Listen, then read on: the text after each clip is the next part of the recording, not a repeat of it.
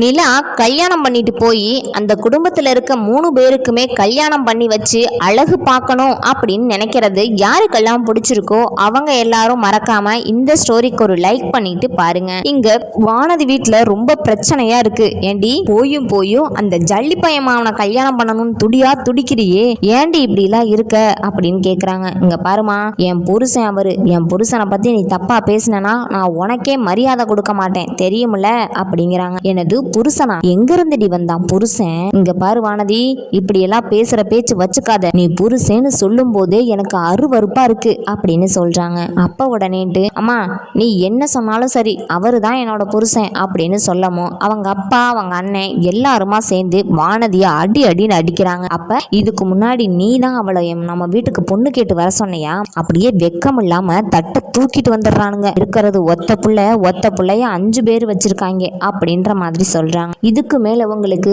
மரியாதையே கிடையாது. என் பாண்டியனை பத்தி எனக்கு தெரியும், அந்த குடும்பத்தை பத்தியும் எனக்கு தெரியும். அதனால இங்க இருக்கிறதுக்கு நான் அங்க போய் இருந்துக்குவேன் அப்படின்னு தன்னோட ட்ரெஸ் எல்லாம் எடுத்து பேக்ல வச்சுக்கிட்டு கிளம்பி வராங்க நம்ம வானதி. அதுக்கப்புறமா இங்க நிலா பாத்தீங்கன்னா, நீங்க எல்லாருமே தனித்தனியா போயிட்டா கூட பேசுறவங்க என்ன பேசிக்கிட்டு தான் இருப்பாங்க, அவங்க வாயை அடக்கணும் அப்படிங்கிறதுக்காக நம்ம பிரிஞ்சு இருக்கணும்னு அவசியம் இல்லைல்லனே அப்படின்னு சொல்லிட்டு எல்லாரையும் தன்னோடைய இருக்க சொல்றாங்க. அப்ப வானதிக்கும் பாண்டியனுக்கும் கல்யாணத்தை பத்தி இங்க நிலா பேசுறாங்க. அப்ப உடனே இங்க சோழன் இருந்துகிட்டு, வேண்டாம் பாண்டியா, அண்ணனுக்கு கல்யாணம் ஆகட்டும், அதுக்கப்புறமா நீ கல்யாணம் பண்ணிக்க அப்படின்னு சொன்னதும், இல்லனே நான் ஒன்னும் இப்பயே கல்யாணம் பண்ணிக்கணும்னு நினைக்கலையே, அவங்களுக்கு எப்ப தோணுதோ அப்பயே கல்யாணம் பண்ணி வைக்கட்டும், இப்ப பண்ணி வச்சா மட்டும் என்னன்னே ஆக போகுது அப்படிங்கிறாங்க. பேச சொல்லி வாய மூடல, அதுங்குள்ளாட்டி அங்க இருந்து வந்துடுறாங்க நம்ம வானதி. வந்ததுமேட்டு பாண்டியா அப்படின்னு அதுமேட்டு, என்ன வானதி, உன்னை கல்யாணம் பண்ணணும்னு வந்திருக்கேன்,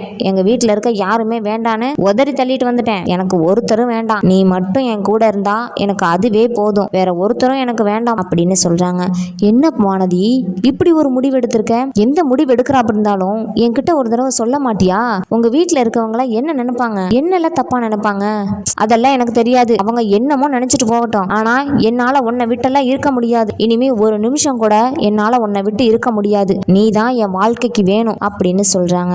அப்ப உடனே இங்க பாண்டியன் இருந்துகிட்டு, இங்க பாரு வானதி, எங்க அண்ணனுக்கே இன்னும் கல்யாணம் ஆகாம இருக்கு, அவருக்கு கல்யாணம் ஆகாம நான் மட்டும் எப்படி கல்யாணம் பண்ணிக்கிறது அப்படின்னு சொல்றாங்க.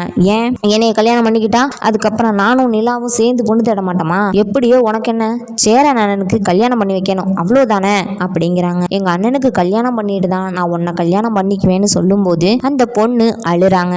அதை பார்த்த நிலா இருந்துகிட்டு, இங்க பாரு பாண்டியா, உங்க அண்ணனுக்கான பொண்ணு எங்க இருந்தாலும் கண்டிப்பா பிறந்திருப்பா, உங்க அண்ணனை நினைச்சு நீ உன் வாழ்க்கையை இது கஷ்டப்படுத்திக்காத, உன்னையே நம்பி வந்துட்டா இந்த பொண்ணு, தன்னோட அப்பா அம்மா யாருமே வேண்டான்னு, அப்ப நம்ம தானே அவளுக்கு உறுதுணையா இருக்கணும், அதனால நீ அவளை கல்யாணம் பண்ணிக்க அப்படின்னு சொல்றாங்க. அதுக்கப்புறமா எல்லாரும் கடைக்கு போய் பழம் தேங்காய் தட்டு ட்ரெஸ் எல்லாம் வாங்கிக்கிட்டு வராங்க. அப்ப உடனே அவங்க சோழன் அவங்க அப்பா, இவருக்கு தாலி வேணாமா அப்படின்னு சொல்லிட்டு போய் தாலியையும் ரெடி பண்ணி எடுத்துட்டு வரான். உடனே கல்யாணம் எங்க பண்றது, எந்த கோயில்ல பண்றது அப்படின்னு சொல்லி பேசிக்கிட்டு இருக்கும் போதேன்ட்டு வானதி சொல்றாங்க, இங்க பாருங்க மாமா, கோயில் எதுக்கு போறோம், மன நிம்மதிக்காக தானே போறோம், எனக்கு இந்த வீட்டுல இருக்கிறதே மன அமைதியா தான் இருக்கு, என்னைய ரொம்ப பிரம்மாண்டமால கல்யாணம் பண்ணணும்னு நான் நினைக்கல, இந்த வீட்லயே என்ன கல்யாணம் பண்ணா எனக்கு அதுவே போதும், வேற எங்கேயும் நான் போய் கல்யாணம் பண்ணணும், ரிச்சா இருக்கணும், எல்லாரும் முன்னாடியும் அப்படி இருக்கணும் இப்படி இருக்கணும்னு நான் நினைக்க மாட்டேன், நீங்க எங்கன வச்சு எனக்கு தாலி கட்டினாலும் பரவாயில்ல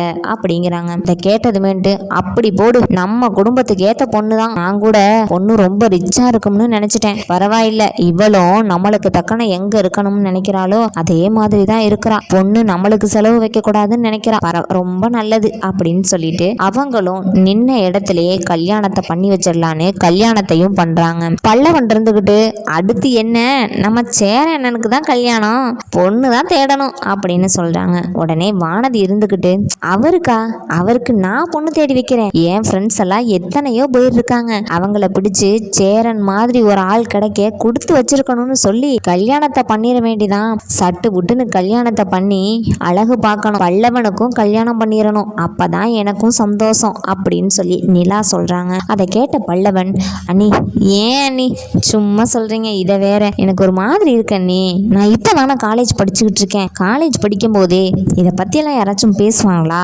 அப்படிங்கிறாங்க. என்ன இதை பற்றி பேசினா உனக்கு இம்புட்டு வெக்கம் வருது? இவ்வளோ வெக்கம்லாம் படக்கூடாது.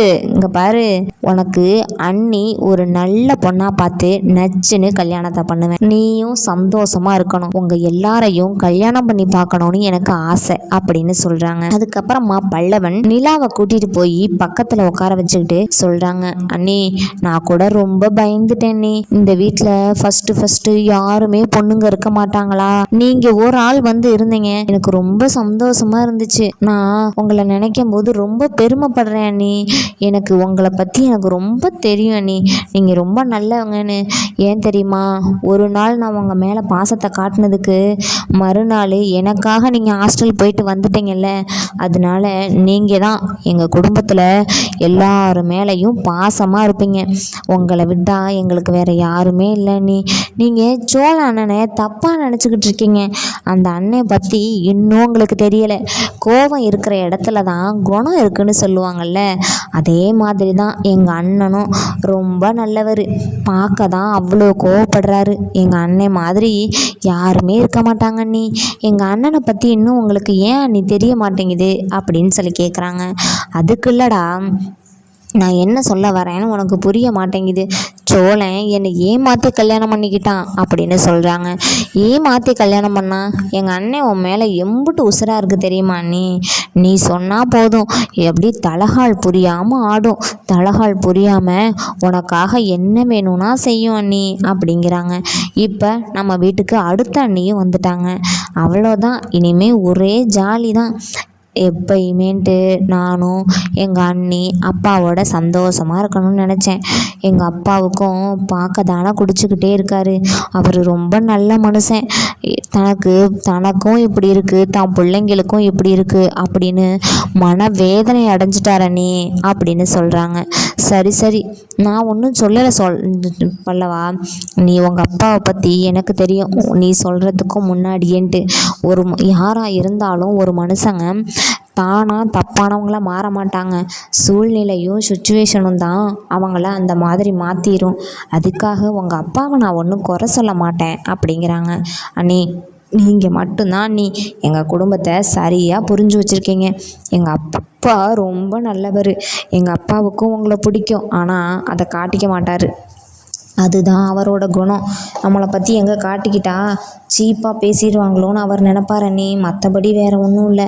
எங்கள் அப்பாவை தப்பாக எதுவும் எடுத்துக்காதீங்க அப்படின்னு சொல்கிறாங்க. நான் ஒன்றும் தப்பாக எடுத்துக்கலை. உங்கள் அப்பாவை ஏன்டா நான் தப்பாக எடுத்துக்கிறேன்? அவரை பற்றி தான் எனக்கு தெரியுமில்ல. தெரிஞ்சிருந்தோம் ஒருத்தவங்களை பற்றி நம்ம தப்பாக நினைக்கக்கூடாது அப்படின்னு நிலா சொல்கிறாங்க. இதை கேட்டதும் பல்லவன் ரொம்ப சந்தோஷப்படுறாங்க.